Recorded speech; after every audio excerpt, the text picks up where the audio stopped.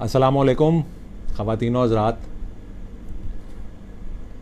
मुझे उम्मीद है आपको मैं नज़र आ रहा हूँगा और मेरी आवाज़ भी आ रही होगी। यस, यहाँ पर इस वक्त मैंने ये सेटअप लगाया हुआ है यौम आज़ादी के हवाले से मुख्तलिफ़ रिकॉर्डिंग्स करने के लिए, क्योंकि अब मेरे पास कोई इतना टाइम, अब मुझे बहुत सारे दोस्त अहबाब ने रिक्वेस्ट की थी कि मैं उनकी जूम कॉन्फ्रेंसेस में शरीक हूँ अगले कुछ दिनों में, पर मुझे अफसोस है कि ये मुझे इतनी ज़्यादा रिक्वेस्ट्स आई हुई हैं कि वो सारी मैनेज नहीं हो सकती इकट्ठी। और दूसरी चीज़ है कि इतना मुमकिन भी नहीं है मेरे लिए कि मैं एक दिन में इतना ज़्यादा डिफरेंट जूम सेशंस को अटेंड कर सकूं। तो मैं तो ज़्यादातर रिकॉर्डिंग्स करके ही, वीडियो मैसेजेस रिकॉर्ड करके ही लोगों को भेज रहा हूँ। और अभी तक अल्लाह के फजल से कोई 100 से ज़्यादा मुझे वीडियो मैसेजेस की रिक्वेस्ट आ चुकी हैं, जिनमें से मैं कोई 40 के करीब रिकॉर्ड कर चुका हूँ। बाकी इंशाल्लाह मैं करूँगा। आवाज़ आ रही है? आ रही है आवाज़? ज़िशान अहमद भाई, तो ਤੁਹਾਡਾ नंबर गुआच गया यार मेरे को। अच्छा खैर, ज़िशान अहमद भाई ज़रा बताएं आवाज़ आ रही है आपको? हाँ, तो बखैर आज 10 अगस्त गुज़िश्ता, अब तकरीबन ख़त्म हो रही है 10 अगस्त 1947 को पाकिस्तान की आइन साज असम्बली की पहली नशिस्त हुई थी। अब ये मुझे उस दिन कोई मेरा दोस्त पूछ रहा था, मेरे दोस्त बुज़ुर्ग हैं, मुझसे उम्र में काफ़ी बड़े हैं, मुझसे पूछ रहे थे कि जी जब पाकिस्तान अभी मारज़ वजूद में ही नहीं आया तो उसकी असम्बली की सेशन कैसे पहले हो गई। तो पहली बात तो ये है कि अपनी तारीख़ से थोड़ा से वाकफियत पैदा करें, थोड़ी सी कभी तहकीक कर लिया करें, किताबें पढ़ लिया करें। अंग्रेज़ ने बरे सग़ीर को आज़ादी अपने एक मंसूबे के तहत दी थी। एक लाया अमल अंग्रेज़ ने तय किया था कि जमहूरी अमल और जमहूरी इदारों के ज़रिए, जो जमहूरी इस्लाहात के ज़रिए, वो पहले मुख्तसर इख्तियारात वाली असम्बलियाँ बनाएंगे, फिर उन असम्बलियों के बाद अगली असम्बली में इख्तियारात का इजाफा कर देंगे, अल्टीमेटली एक ऐसी असम्बली बनाएंगे जिसको सेल्फ रूल दे दिया जाएगा और जिसको ये हक दे दिया जाएगा कि वो बरे सग़ीर का आइन बना सके। आइन साज असम्बली उसको कहा गया था। बरे सग़ीर की, इंडिया की जो मुश्तरका आइन साज असम्बली थी, उसकी पहली मीटिंग गालिबन नवंबर या दिसंबर 1946 में हुई थी। तो मुस्लिम लीग में उसमें बैठने से इनकार कर दिया था। ये खुतबा इलाहाबाद में हज़रत अल्लामा इकबाल ने जो बुनियादी मुतालबा किया था, अब ये कुछ अक्सर इकबाल स्कॉलर जो हैं उन्होंने कभी खुतबा इलाहाबाद मुकम्मल पढ़ा ही नहीं हुआ। अल्लामा साहब ने उसमें जो आइडिया पेश किया था बुनियादी तौर पे, वो ये था कि जो नॉर्थ ईस्ट इंडिया के सूबे हैं, 4 मुसलमान सूबे, उस वक्त कश्मीर प्रिंसली स्टेट था, 4 मुसलमान सूबे थे, पंजाब, बलूचिस्तान, सिंध और तब फ्रंटियर कहलाता था, अब KPK कहलाता है। इन 4 सूबों को जोड़ के एक सूबा बना दिया जाए, इनको आइन साजी का अलहदा इख्तियार दिया जाए। ईस्ट पाकिस्तान या ईस्ट बंगाल जो बाद में ईस्ट पाकिस्तान बना, उसको अलहदा इख्तियार दिया जाए, अपनी आइन साजी अलहदा करे, और बाकी हिंदुस्तान जो है नॉन मुस्लिम इंडिया, वो अपनी आइन साजी अलहदा करे। ये अल्लामा साहब का बुनियादी मुतालबा था खुतबा इलाहाबाद में। और इस मुतालबे के तहत, इसी फार्मूले के तहत अंग्रेज़ ने आपको आज़ादी देनी थी कि बतदरीज असम्बलियों के इख्तियारात बढ़ाते जाएंगे। आखिर में जब वो समझेंगे कि आप इस काबिल हो गए हो कि खुद हुक्मरानी कर सकते हो, आपकी असम्बली को वो डोमिनियन स्टेटस दे देंगे और ये स्टेटस दे देंगे, इख्तियारात दे देंगे कि आप अपना आइन खुद बना सकते हो। आइन में आप चाहे इंग्लिस्तान से वाबस्तगी जारी रखो, चाहे इंडिया में मिल जाओ, चाहे अलहदा हो जाओ। ये अंग्रेज़ अल्लामा साहब का प्रपोजल था कि हमारी असम्बलियों को अलहदा कर दें, ईस्ट बंगाल की असम्बली को अलहदा कर दें, जो वेस्ट पाकिस्तान बने थे 4 सूबे मिला के, उनको अलहदा कर दें, और हम अपना आइन बनाएं, रेस्ट ऑफ इंडिया अपना आइन अलहदा बनाएं। ये सिंपल सी अल्लामा साहब की जो डिमांड थी, ये सीधी सी सिंपल सी बात थी कि हमें अलहदा कर दो हम। और ये इसका मतलब ये होता है कि आप अलहदा रियासत बना लें अपना। जब आप आइन बनाएंगे उसमें खुद मुख्तारी है आपके पास, आप जो मर्जी करें। ये अल्लामा साहब का मुतालबा था बुनियादी तौर पे। एक सेकेंड। तो जैसा कि मैंने आपको बताया 1946 में ये असम्बलीज इलेक्ट हो गई।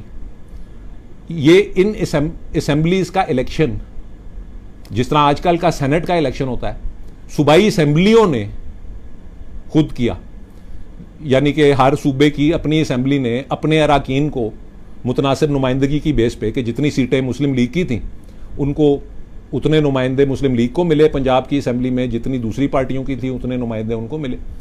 इसी तरह बंगाल का हाल था, बंगाल में सारी सीटें मुस्लिम लीग जो मुस्लिम सीटें थी वो सारी जीत गई थी। पूरे बड़े सगीर में जो सारे इलेक्शन हुए थे वहां पे जितनी भी मुस्लिम सीटें थी, मुसलमानों की सीटें अलहदा होती थी जिनके लिए सिर्फ मुसलमान वोट डालते थे, और गैर मुस्लिमों की सीटें अलहदा होती थी, उनके लिए जनरल सीट्स कहते थे, उनके लिए बाकी लोग वोट डालते थे। आवाज़ आ रही है ना आपको? अभी तक किसी का नहीं आया कि आवाज़ नहीं आ रही। करीम बेग आवाज़ आ रही है तेनू? हाँ।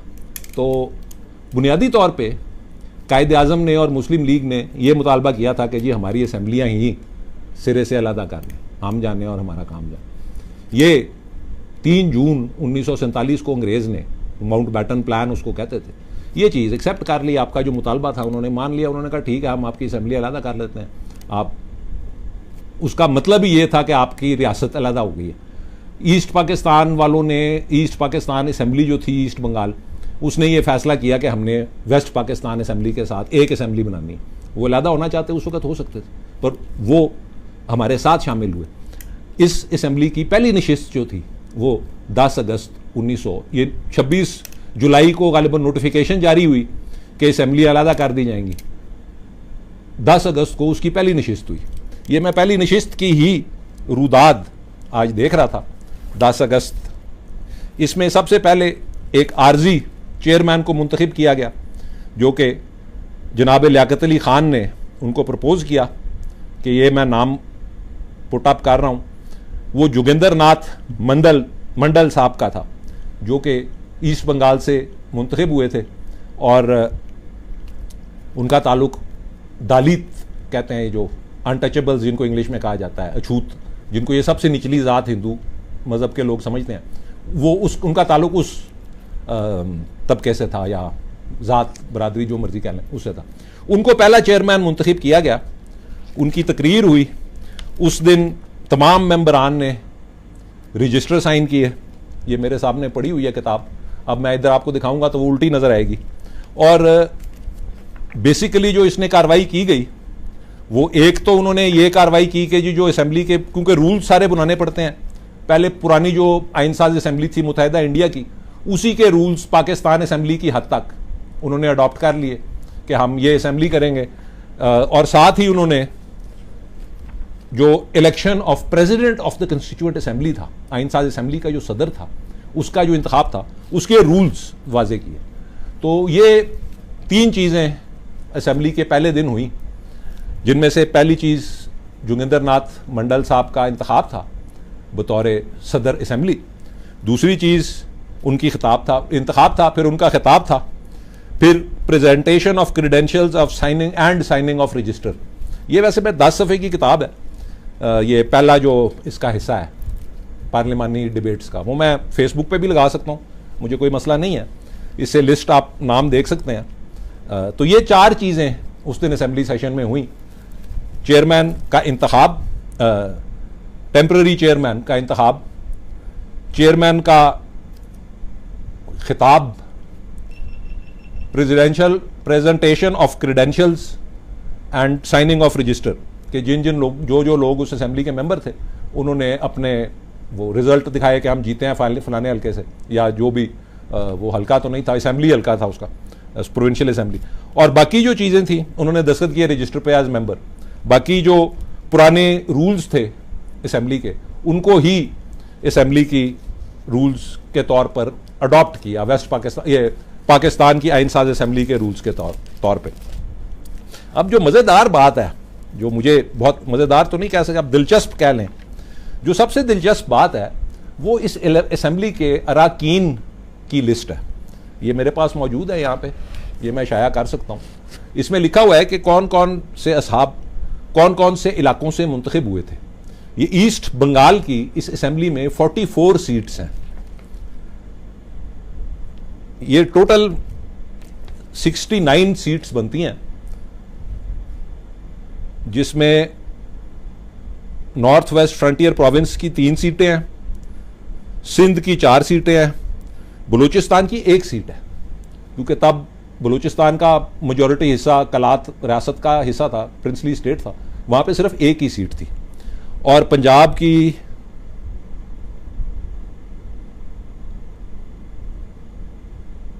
17 सीटें 17 सीटें थीं, जिनमें से 4 मेंबरान गालिबन इंडिया चले गए थे, तो वो सीटें वैकेट हो गई थी।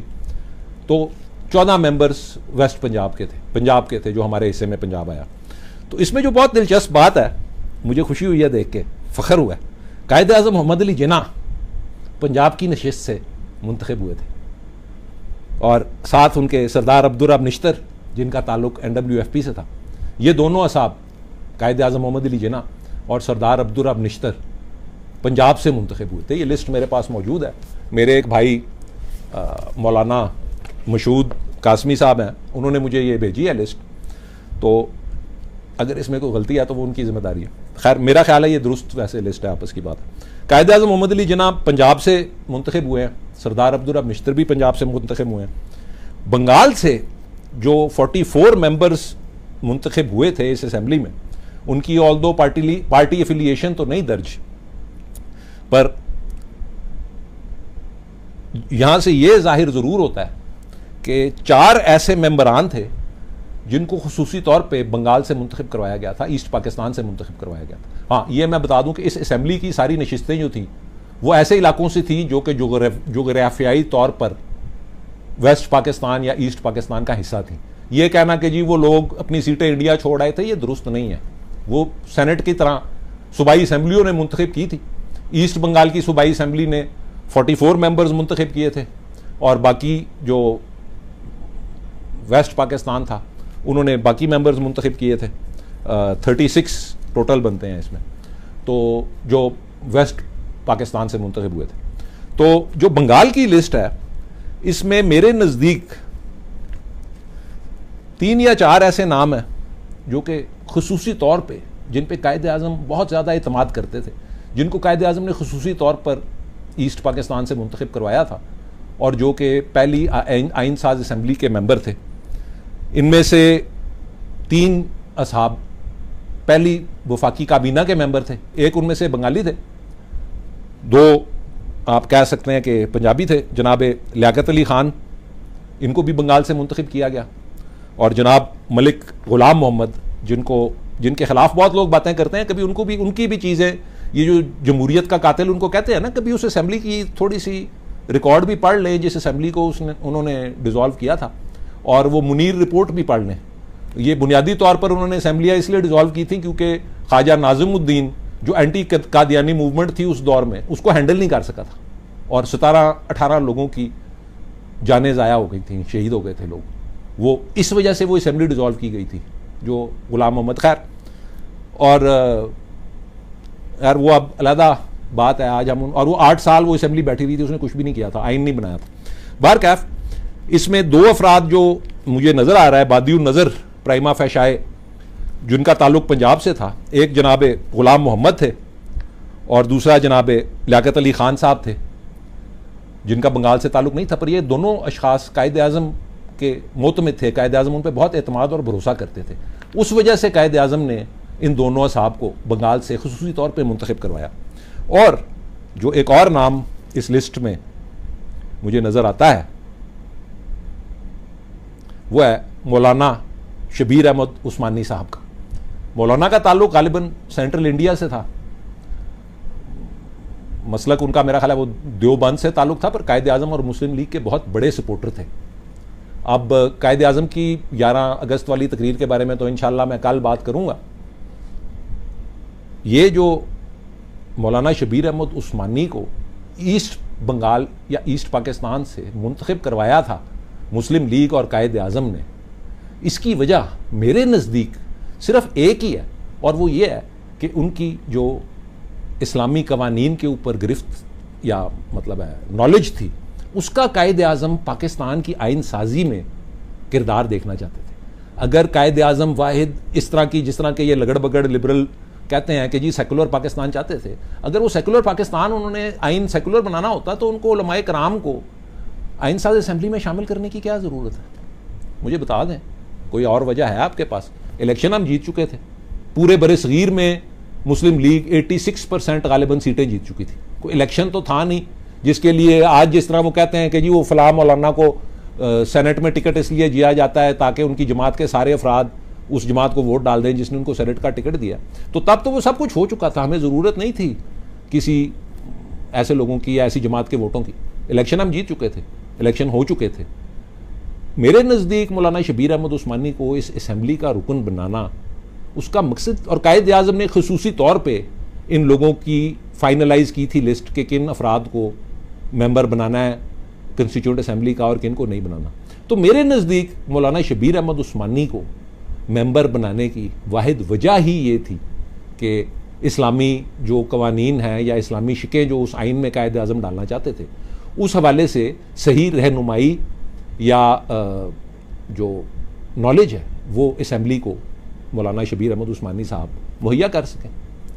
तो मेरी तो पाकिस्तान, आज मैं ज़्यादा लंबी गुफ्तगू नहीं करूँगा, अभी भी मुझे कुछ साहब ने इंटरव्यू करने के लिए मिलने आना है। मैं माजरत खा हूँ, मुझे रोज़ लोगों के फ़ोन आते हैं कि जी हमारी वो प्रोग्राम में हिस्सा ले लें, जूम कॉन्फ्रेंस में आ जाएं, वीडियो मैसेज रिकॉर्ड करते हैं। वीडियो मैसेज तो मैं रोज़ रिकॉर्ड करता हूँ सारी सारी रात बैठ के, अब पता नहीं मुझसे कितने होते हैं, कितने बीच में रह जाते हैं, पर मैं भी आखिर इंसान हूँ, विद इन लिमिटेशंस ही मुझे करना पड़ता है। तो आज मैं ज़्यादा लंबी बात नहीं करूँगा। कल मैं कोशिश करूँगा कि 11 अगस्त की जो कायद आज़म की तकरीर है उस पर भी रोशनी डाल लूँ। मेरे पास ये उस सेशन का भी, नशिस्त का भी, जो असम्बली की 11 अगस्त की नशिस्त थी, उसका भी मुकम्मल रिकॉर्ड मौजूद है। उस दिन कायद आज़म मोहम्मद अली जिन्ना को सदर मुंतखब किया गया था, मुस्तकिल सदर पाकिस्तान की आइन साज असम्बली का। उनके इंतखाब हुआ था अनअपोज्ड, उनके खिलाफ कोई नहीं खड़ा हुआ था, वो जीत गए थे बिला मुकाबला। और कायद आज़म ने जब वो सदारत का ओहदा संभाल लिया, कुर्सी संभाल ली, I will now request the president to take the chair. Loud applause. Quaid Azam Mohammad Ali Jinnah accompanied by the Honorable Mr. Liaquat Ali Khan and the Honorable Sardar Abdul Rabb Khan Nishtar went up to the dais and occupied the chair amidst loud applause। यानी कि जो आर्जी सदर आज मुंतखब हुआ था, उसने 11 अगस्त को सुबह जब कायद आज़म का इंतखाब हो गया बतौर सदर आइन साज असम्बली, तो उन्होंने कायद आज़म को रिक्वेस्ट की कि आप आके सदारत की कुर्सी संभालें। और कायद आज़म मोहम्मद अली जिन्ना जब सदारत की कुर्सी संभालने गए तो उनके 2 करीब तरीन साथी उनके साथ गए उनको कुर्सी तक छोड़ने, जनाब लियाकत अली ख़ान और जनाब सरदार अब्दुल रब निश्तर। वो भी क्या लम्हा होगा तालियों की गूंज में। बाहर कैफ। तो कायद आज़म के इंतखाब के बाद कुछ फाजिल मेंबरान ने उस असम्बली के मुबारकबाद के पैगाम दिए, जिनमें पहले लियाकत अली ख़ान साहब हैं, फिर किरण शंकर रॉय साहब हैं। ये खातून नहीं है, ये इंडियन कांग्रेस पार्टी के गालिबन, हाँ जी, ये इंडियन कांग्रेस पार्टी के सदर थे बंगाल के गालिबन। उन्होंने कहा जी सेकुलर होना चाहिए, हमें मंदिरों में जाने से डर लगता है, इस तरह की बातें। फिर MA खुरो साहब जो कि सिंध के वज़ीर आला थे गालिबन, उस वक्त सिंध से मुंतखब नुमाइंदे थे, उन्होंने मुबारकबाद की तकरीर की। फिर जनाब अबुल कासिम खान साहब ने मुबारकबाद की तकरीर की।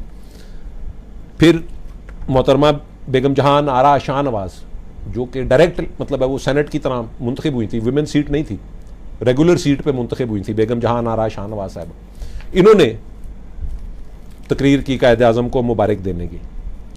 इसके बाद कायद आज़म का 11 अगस्त का उस आइन साज असम्बली से खिताब है। ये 3.5 सफ़े का खिताब है, इस पर मैं तफसील से कल सारी आपको रोशनी डाल दूंगा। ये 3.5 सफ़े की तकरीर है और इसकी इब्तदा में ही कायद आज़म ने फरमाया है कि ये कोई बाज़ाब्ता या सोचा समझा वो क्या कहते हैं लाया अमल नहीं है, ये जो कुछ भी मेरे जहन में आता जाएगा मैं उसी तरह बताता जाऊँगा। इस पर मैं तफसीली गुफ्तगू कल करूँगा इंशाल्लाह, पर और मैं कोशिश करूँगा कि सुबह मैं कम अज़ कम ये जो 11 अगस्त वाली तकरीर वाला कायद आज़म का हिस्सा है इस कार्रवाई का, ये जो है कंस्टिट्यूएंट असम्बली का जो पहला ये जो दूसरा दिन था 11 अगस्त, मैं कोशिश करूँगा कि इसको मुकम्मल तौर पे कल सुबह या आज रात को फेसबुक पे लगा दूं ताकि मेरी गुफ्तगू से पहले आप सब इसको पढ़ सकें। जिस तरह वो उस्ताद स्कूल में कहते हैं ना कि ताड़ा होमवर्क है कि कल आन तो पहले ए पढ़ लेना तुसी। खैर पंजाबी में तो नहीं कहते होंगे, ऑफ कोर्स उर्दू में कहते होंगे, पर खैर बहुत मेरे तो दिल को लगती हैं ये बातें जब मैं ये रूदात पढ़ता हूँ कि जिन लोगों ने कायद आज़म मोहम्मद अली जिन्ना ने और उनके साथियों ने इस रियासत की बुनियाद रखी थी, उनकी कितनी मेहनत और लगन थी इस रियासत के साथ, इस रियासत के लोगों के साथ। कभी पढ़े इन चीज़ों को, कभी कायद आज़म की ये मैं तकरीरें पढ़ रहा था, ये मुझे उस दिन को पूछ रहा था ये किताब कहाँ से मिलती है। ये हुकूमत पाकिस्तान का एक ज़ैली इदारा है बज़्म इकबाल, यहाँ पे ऐवान कारकुनान तहरीक पाकिस्तान के पीछे वाक़या है, CM हाउस पंजाब के नज़दीक है। ये उन्होंने शाया की हुई है 1996 में। इसका नाम है speeches statements and messages of the Quaid Azam. ये वॉल्यूम 4 है जिसमें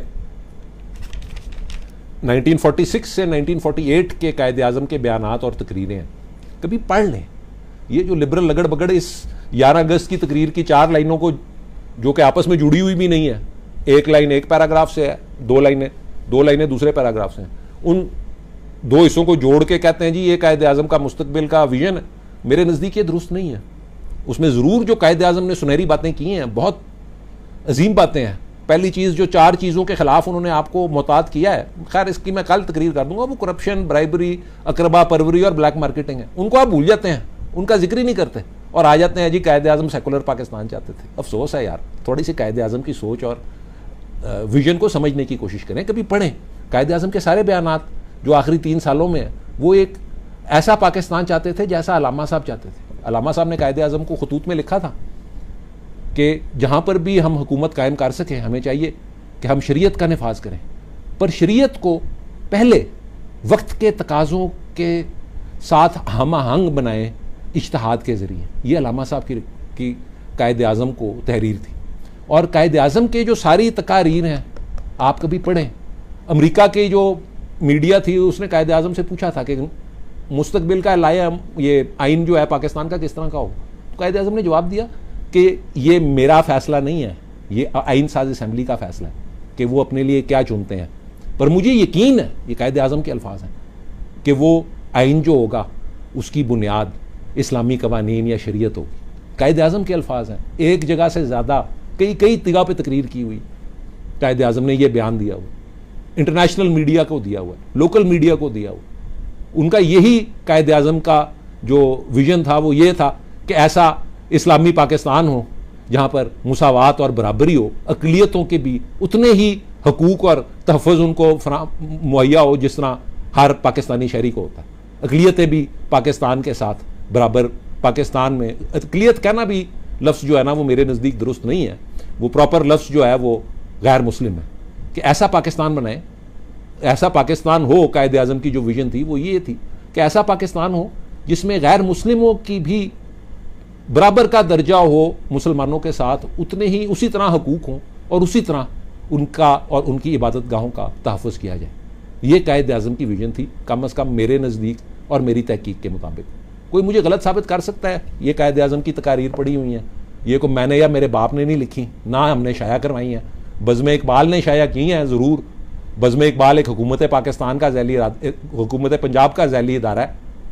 इससे हमारा, मैं इसके बोर्ड ऑफ गवर्नर्स में एक दफ़ा रहा हूँ, तो मैं जब उधर जाता था तो सिवाय तनख्वाहों की सैंक्शन करवाने के और कुछ भी नहीं करते थे। तो मैंने आइंदा उसकी मेंबरशिप, बोर्ड ऑफ गवर्नर्स की मेंबरशिप से माजरत कर ली थी, पर इदारा ज़रूर मौजूद है।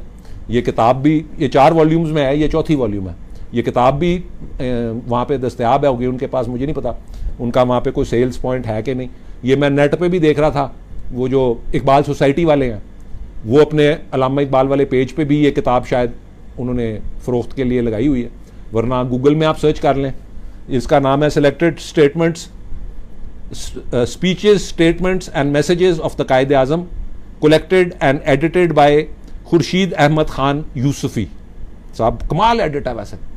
अखबारों के बयान, प्रेस स्टेटमेंट्स, तकारीर, जितनी भी कायद आज़म की तकारीर उनको मिल सकती थी, वो सारी बयानात, जो कुछ भी मिल सकता था वो सारा इन्होंने कंपाइल किया। वो ज़रूर मंगवा के पढ़े, देखें कायद आज़म किस तरह का पाकिस्तान चाहते थे। एक मैं वैसे ज़रूर, जो मैं हर दफ़ा समझता हूँ ज़रूरी, वो कायद-ए-आज़म की तकरीर थी बार काउंसिल के सामने।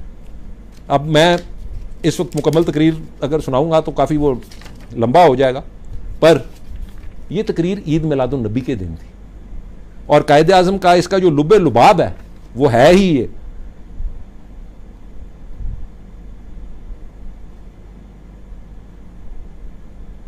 मैं आपको थोड़ा सा कुछ पढ़ के सुना ही देता हूं। Today we meet here in a small body to pay tributes to the great man Hazur sallallahu alaihi wasallam, for not only he has reverence of millions but also commands the respect of all the great men of the world. What tribute can I, a humble man, pay to this great man? ये कायद आज़म कह रहे हैं कि मैं एक humble शख्स, आम शख्स, इतनी अजीम शख्सियत को सल्लल्लाहु अलैहि वसल्लम की किस तरह तारीफ कर सकता हूं। आगे फरमाते हैं, the prophet was a great teacher, he was a great law giver, he was a great statesman and he was a great sovereign who ruled. No doubt there are many people who do not quite appreciate when we talk of Islam. Islam is not only a set of rituals, traditions and spiritual doctrines. Islam is also a code for every Muslim which regulates his life and his conduct in even politics and economics and the like. It is based on the highest principles of honor, integrity, fair play and justice for all. ये इस्लामी कवानीन की हजूर सल्लल्लाहु अलैहि वसल्लम की तालीमात की कायद आज़म बात कर रहे हैं। अब तर्जुमा अगर मैं करना शुरू कर दिया तो फिर लंबा हो जाएगा और मैं शायद जज्बाती हो जाऊं, तो इसलिए मैं इंग्लिश में ही पढ़ देता हूं। One God and the equality of manhood is one of the fundamental principles of Islam. ये कायद आज़म के अल्फाज हैं। In Islam there is no difference between man and man. हजूर सल्लल्लाहु अलैहि वसल्लम का आखिरी जो हज पे खुतबा था। In Islam there is no difference between man and man. The qualities of equality, liberty and fraternity are the fundamental principles of Islam. कायद आज़म के अल्फाज हैं। The governor general of Pakistan, ये आगे वो जो अखबारी नुमाइंदे का तबसरा है वो ये है, the governor general of Pakistan observed that the life of the prophet सल्लल्लाहु अलैहि वसल्लम was simple according to those times. He was successful in everything that he put his hand to, from as a businessman to as a ruler. He said that the Prophet was the greatest man, the Prophet sallallahu alaihi wasallam was the greatest man that the world had ever seen. अच्छा, ये लोग, ये कायदे आज़म ये बातें करते हैं और लोग इनको सेकुलर कहते हैं। अच्छा, शाबाश है, पेड़ मारने को दिल करता है ऐसे बेवकूफ़ लिपर लकड़ बकड़ों को। आई एम सॉरी अगर मैं थोड़ा सा। He said that the Prophet sallallahu alaihi wasallam was the greatest man the world had ever seen. 1300 years ago he laid the foundations of democracy sallallahu alaihi wasallam. ये कायद आज़म की सोच और ख्यालात थे हजूर सल्लल्लाहु अलैहि वसल्लम के बारे में। पढ़ लें, ये मैंने नहीं लिखा हुआ, ये सिविल एंड मिलिट्री गज़ेट जो उस वक्त का सबसे बड़ा अंग्रेज़ का अखबार था लाहौर का, ये उसने ये खबर शाया की हुई है, ये उसकी खबर मैं इस किताब में से पढ़ रहा हूँ। और इसमें कायद आज़म ने यही फरमाया है कि इस्लाम बराबरी और मुसलमानों और गैर मुसलमानों सब के हकूक़ का तहफ़्फ़ुज़ करता है, और यही हम पाकिस्तान में चाहते हैं। गैर मुस्लिमों को शरीयत से डरना नहीं चाहिए या इस्लामी कवानीन से डरना नहीं चाहिए।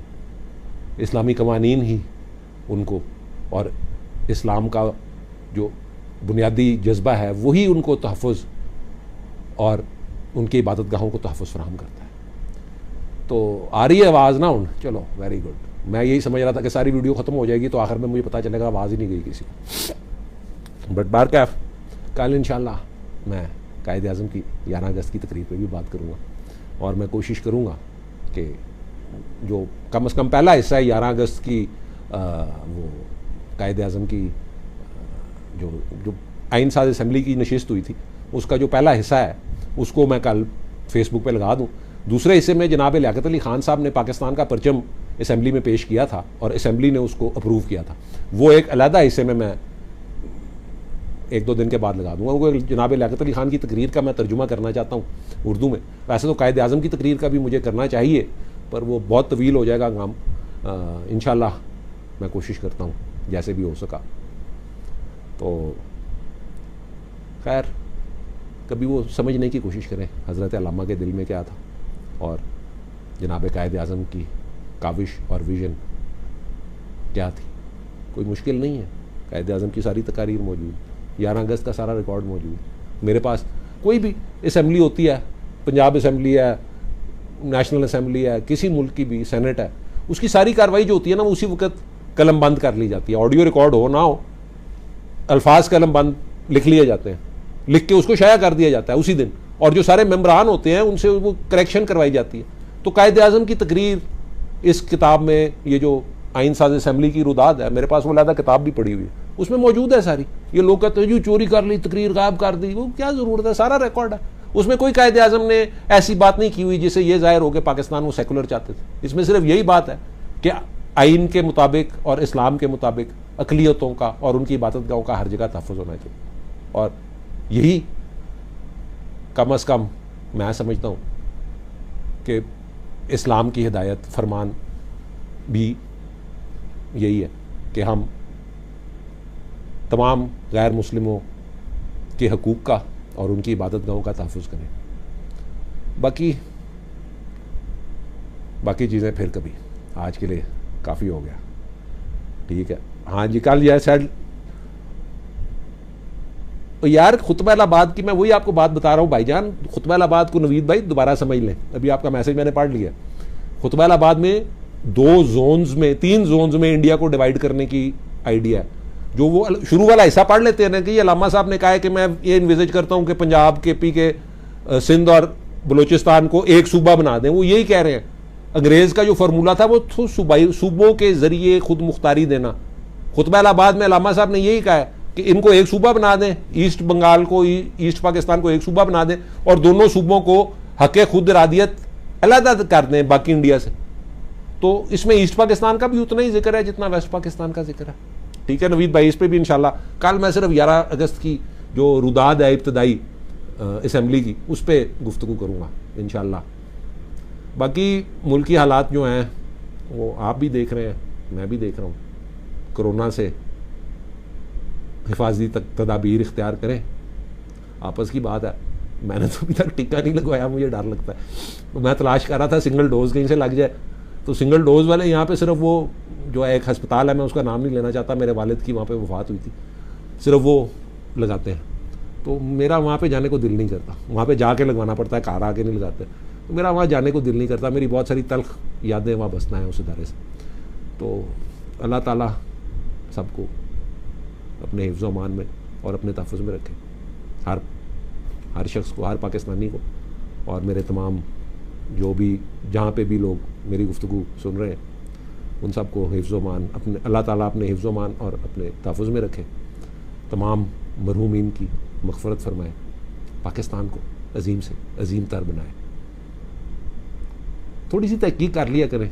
मैं अक्सर देखता हूँ, अब मैं वो मेरे भाई हैं, उन्होंने मेरी तस्वीर पे मेरे भाई का नाम लिख दिया था। हाँ, अब मैं उनका नाम नहीं लूँगा, फिर कहेंगे जी आपने चलें कोई बात नहीं, चलें ठीक है। इंशाल्लाह अल्लाह ताला हम सब पे रहम करे। पाकिस्तान जिंदाबाद। यस।